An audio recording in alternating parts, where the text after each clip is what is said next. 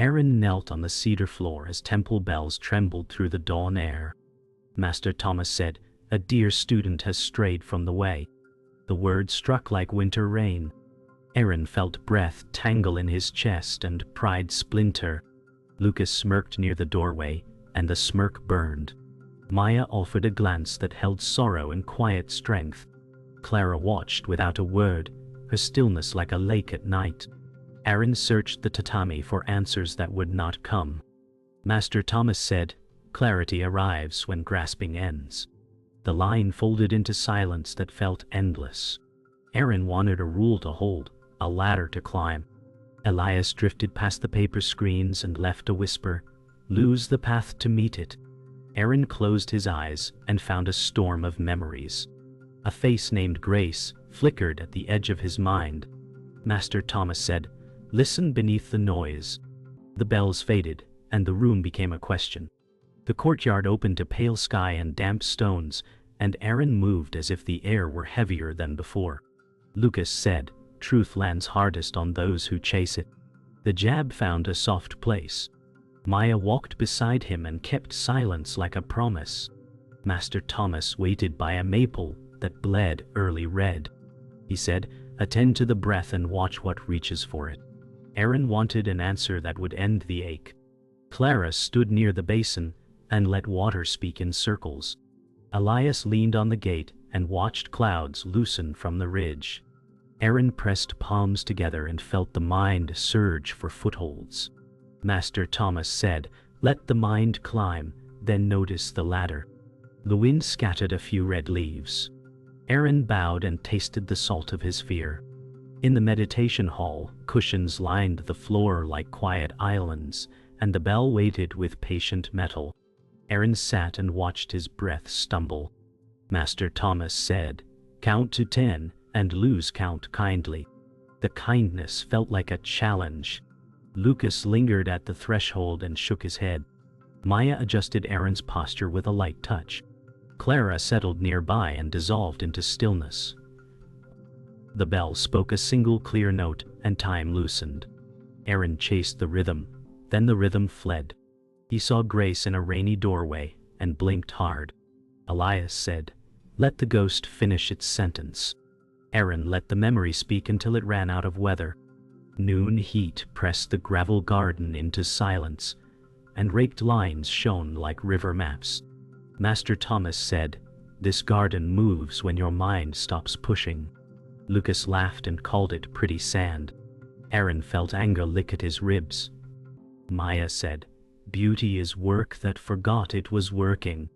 Clara traced air with one finger and never touched the ground. Elias nudged a small stone and left it where it landed. Master Thomas said, "Notice which stone you wish to control." Aaron exhaled, and the shape of the garden changed inside him. He saw a path appear without his hands. Late afternoon lowered a honey light across the walkway, and the wind turned the maples into soft applause. Master Thomas said, "What breaks is the shell, not the sky." Aaron felt the shell complain. Lucas said, "Empty words. Fill empty bowls." The taunt rang thin. Maya met Aaron's eyes and nodded once. Clara paused near a lantern and listened for nothing. Elias said, "Listen longer than your fear."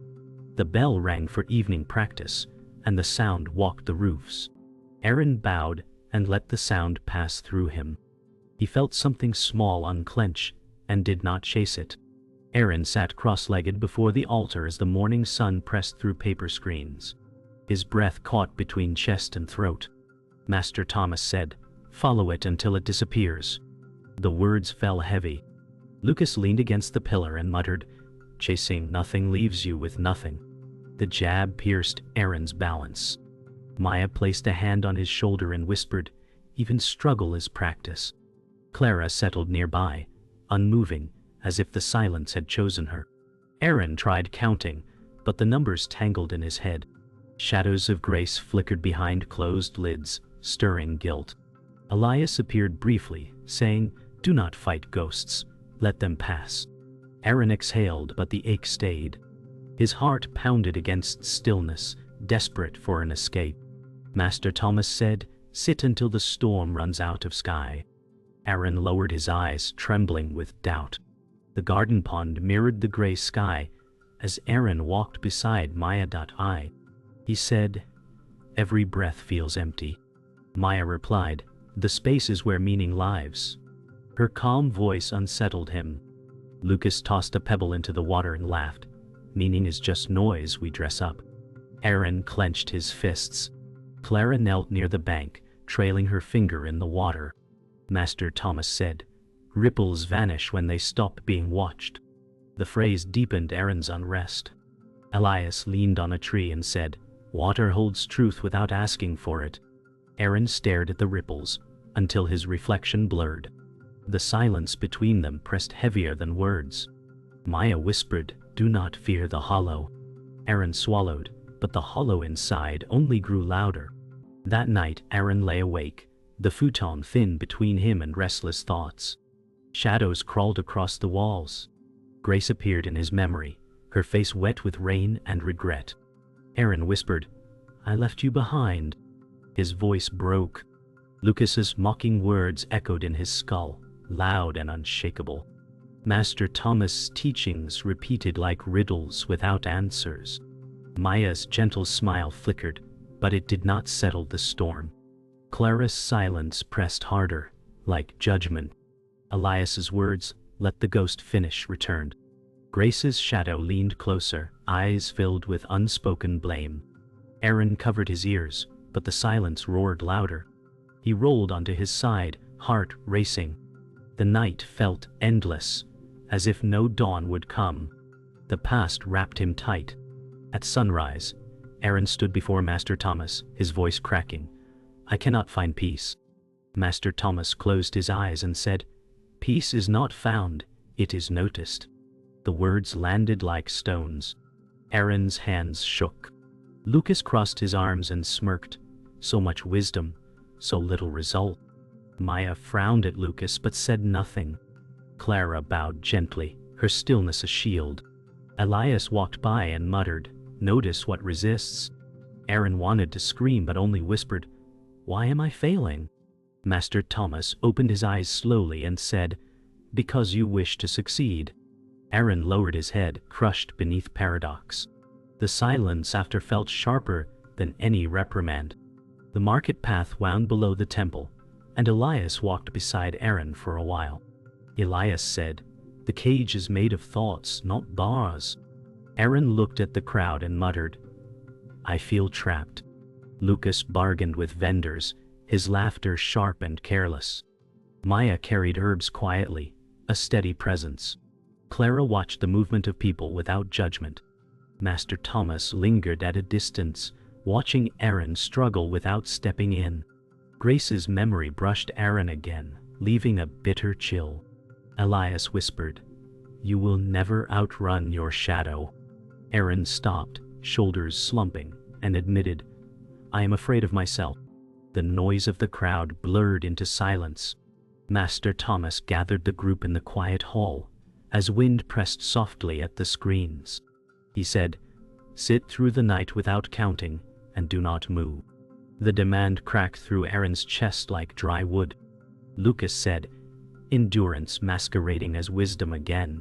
The scoff raised heat under Aaron's skin. Maya whispered, "Let the breath be wide enough for doubt." Her voice steadied him, but only for a moment. Clara lowered herself to a cushion and became part of the room. Elias drifted by the doorway and said, "Impossible is a story that fears itself." The bell chimed and the air thinned.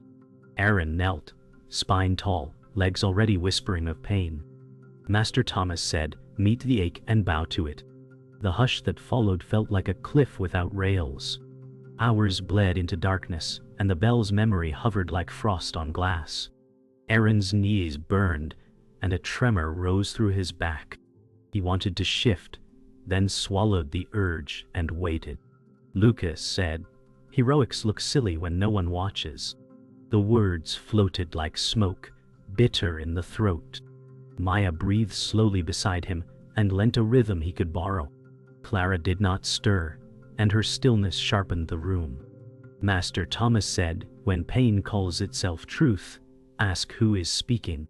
The riddle struck and vanished before he could hold it. Aaron's mind clawed at counting, then let go, then clawed again. Elias murmured, "Let the ache arrive and leave without greetings." Aaron failed and shifted, breath fractured and raw. Dawn leaked into the edges of the screens as the sit ended in a hush of aching limbs. Aaron stood too fast, and the room tilted. Lucas clapped once and said, "Epic failure," elegantly seated. The sting landed clean. Master Thomas regarded the floor and said, "Falling is honest." The word honest lit a small lamp inside Aaron, then flickered out. Maya said, "What stayed with you when comfort left?" He searched his breath and found a thin thread. Clara poured tea without a sound, steam stitching the air. Elias said, "Carry the thread, not the story." Lucas laughed and turned away. Aaron pressed his palms and bowed, the bow heavier than pride. The rock garden waited under a sky washed clean by rain. Clara stepped to the edge and became windless. Aaron watched her quiet shape and felt the noise in him grow louder. Master Thomas said, "Learn from what does not try." The rake lay untouched, and the lines from yesterday held firm. Maya said, "Stillness is a door, not a wall." The image opened something he could almost name. Lucas kicked a pebble and said, "Doors to nowhere impress only monks." The mockery rattled, then died against the gravel's hush. Elias traced a small arc in the air and let it fade. Aaron stood very still until breath arranged itself. The garden moved inside him without a single stone shifting. By noon, the courtyard filled with wind and fallen leaves that scrolled like lost letters. Aaron faced Master Thomas in anger shoved through his ribs. He said, "What is the point of suffering dressed as wisdom?" The shout startled birds into the maple. Lucas laughed and said, "At last, music I understand." Maya stepped closer but did not touch him. Clara watched the leaves settle and offered nothing. Master Thomas said, "Point is a spear. Practice is an open hand." The answer refused to satisfy. Elias said, "If you must break, break cleanly and look." Aaron's breath rattled and then steadied around the ache. He felt the shape of his pride, bright and brittle in the sun. The meditation hall lay in shadow as storm clouds gathered outside, thunder grumbling faintly. Master Thomas said, "Your suffering is not born of failure but of clutching at the perfect form." Aaron's breath froze, the words cutting deeper than any critique. Lucas leaned back with a crooked smile and said, "So all this time you were wrestling with yourself." The mock rang sharp. "Don't seed, shendenosene, and depois thought coffee, and now, upshop." Maya whispered, "It is not weakness to see what binds you." Aaron pressed his palms together, but shame surged like fire. Clara sat immovable, her silence a mirror without edges. Elias drifted past and said, "Let go of the rope and watch the river carry itself." Aaron felt tears push against his eyes, but the release terrified him. Master Thomas said, "You were never broken, only holding an illusion of wholeness." The thunder cracked as if to underline the truth. Rain tapped the roof as Maya guided Aaron into the garden corridor. She said, "I too have scars I once hid from the light." Her voice trembled but held warmth. Aaron looked at her, startled by her confession. Lucas leaned on the railing and smirked. "Peace with scars? Sounds like pretending." Maya ignored him and said, "Peace is carrying the scar without letting it command you." Aaron whispered, "Then I am still commanded." Clara passed silently, her presence a cushion against doubt. Elias said, "Scars are maps, not prisons." Master Thomas remained at the far end, eyes closed in patience. Aaron felt the weight in Maya's words. Her serenity was not untouched purity but lived acceptance. For the first time he saw peace could breathe through cracks. The wind tore briefly through the courtyard as Elias appeared again, rain dripping from his cloak. He said, "Truth is not earned. It reveals itself when you stop chasing." Aaron frowned, his chest aching. Lucas muttered, convenient for those too tired to keep trying. Elias stepped closer and whispered, "Your chase makes the path longer." Maya held her breath, watching the exchange. Clara remained by the basin, her eyes lowered, unshaken. Master Thomas said nothing, his silence heavier than thunder. Aaron said, "Then why do I fear stopping?" Elias replied, "Because stillness leaves you nowhere to hide." The rain thickened, soaking Aaron's robe until it clung to his skin. The words echoed in his ribs, unsettling him more than anger. That night, Aaron dreamt of Grace, standing in the doorway of his memory, rain on her cheeks like unspoken grief. She said nothing, but her silence accused him. He whispered, "I should have stayed." The guilt coiled in his stomach. Lucas's voice echoed within the dream, mocking, "You always run from what bleeds." Maya's image appeared, her hand reaching out, saying, "Even wounds want release." Clara's figure stood further back, dissolving into mist, a shape of acceptance. Elias appeared briefly, saying, "Shadows are not enemies, only echoes." Aaron fell to his knees in the dream, clutching at emptiness. Master Thomas's voice drifted faintly, "Forgive the shadow, and it will forgive you." The dream dissolved with the sound of water dripping in darkness. Morning sun broke the storm, gilding the courtyard in pale light. Lucas leaned on the railing and said, "Sow enlightenment by crying in your sleep." His words felt dull against the quiet. Aaron turned toward him, calm flickering in his eyes. Master Thomas stepped forward and said nothing, only letting the silence weigh. Maya whispered, "You are not the same as yesterday." Clara arranged fallen leaves into a small circle, her motion graceful.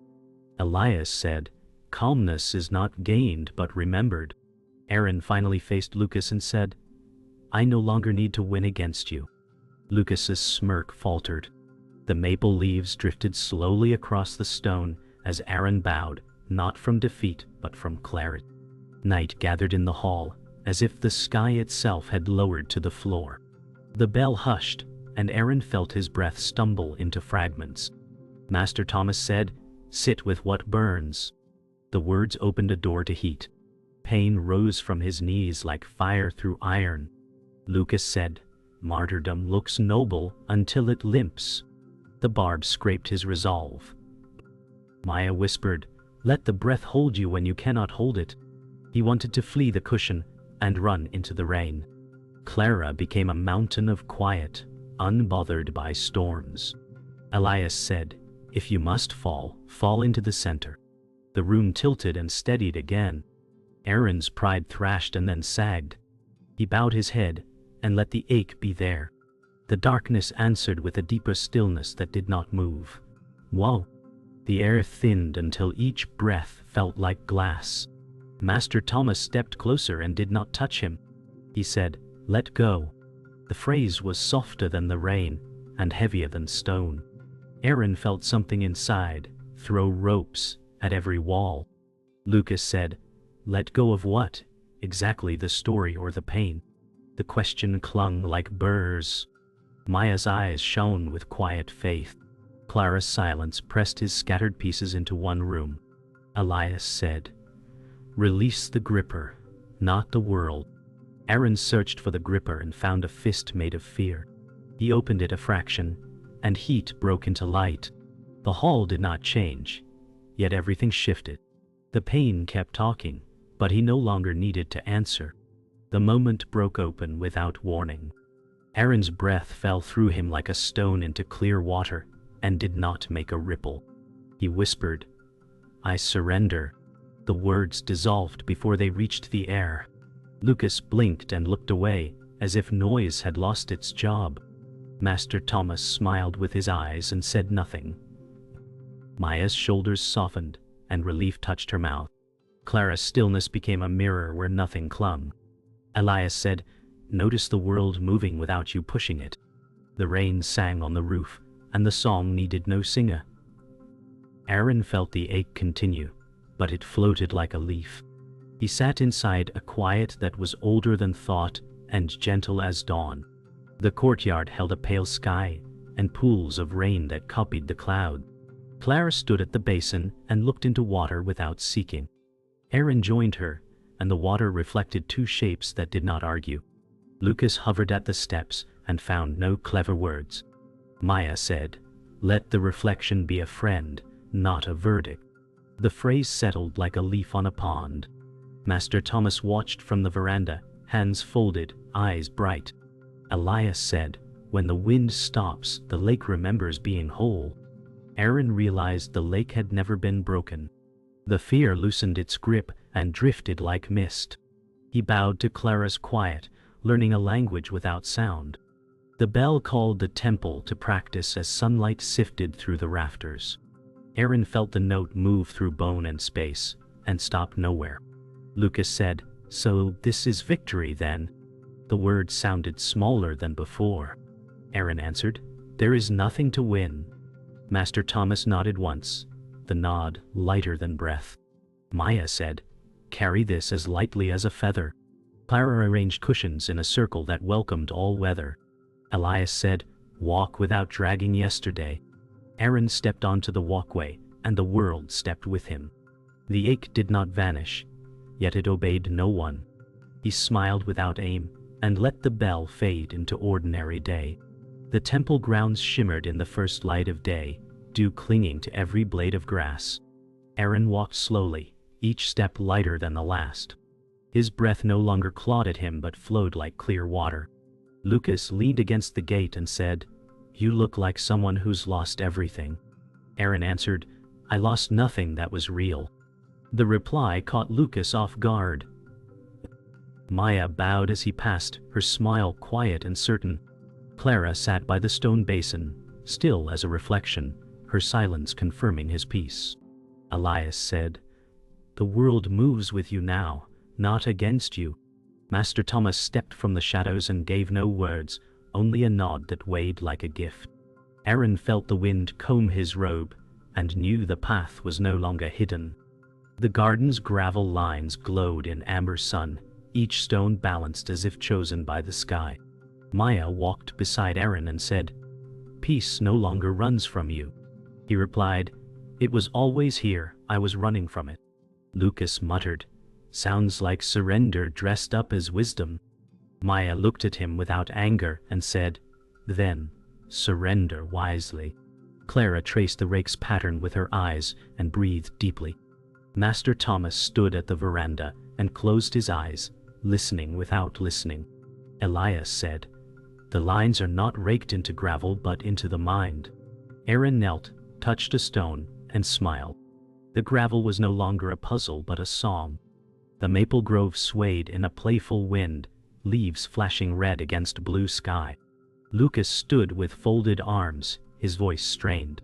"How can you claim freedom when nothing changed?"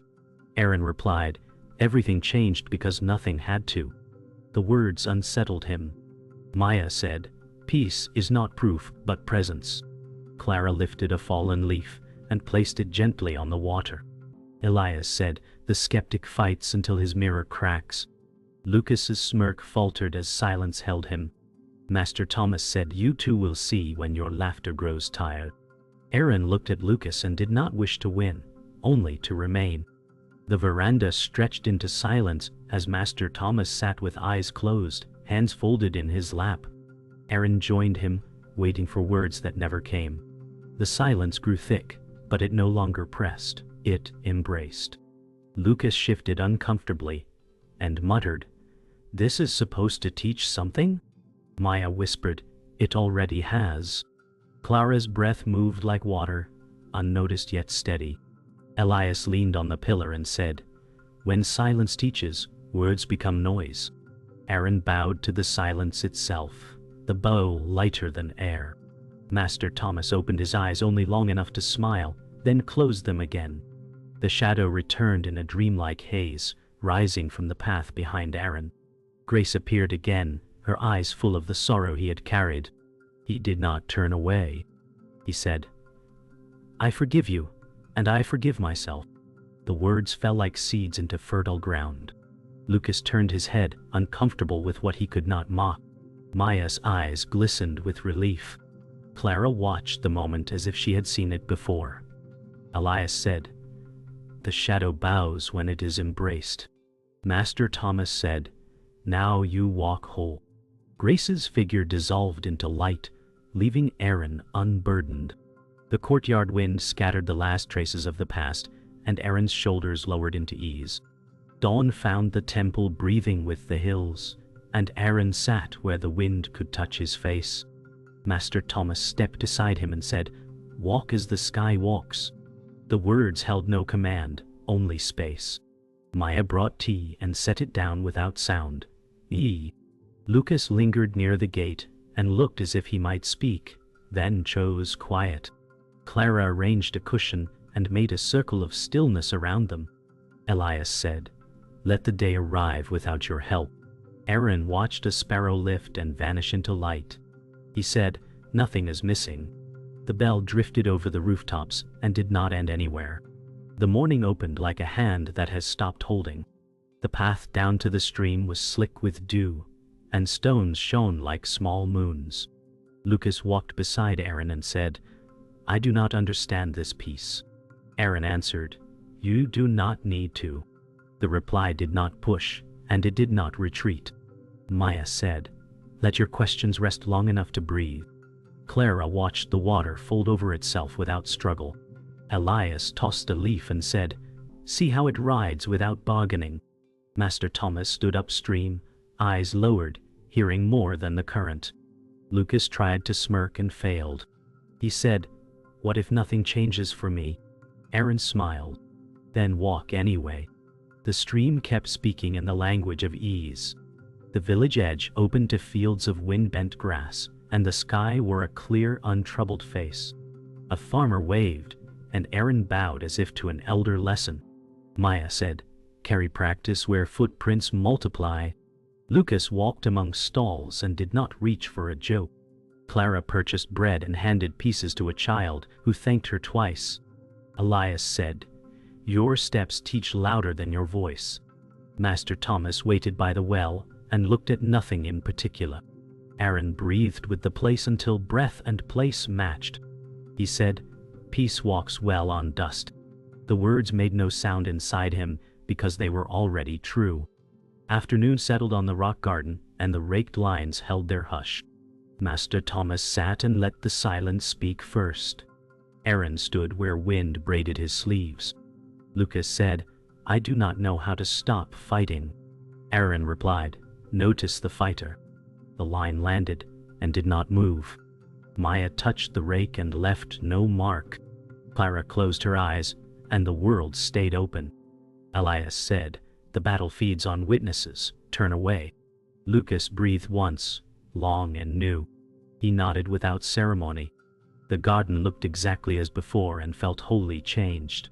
Sunset gathered the ridges into a single quiet line, and the temple roof took the last gold.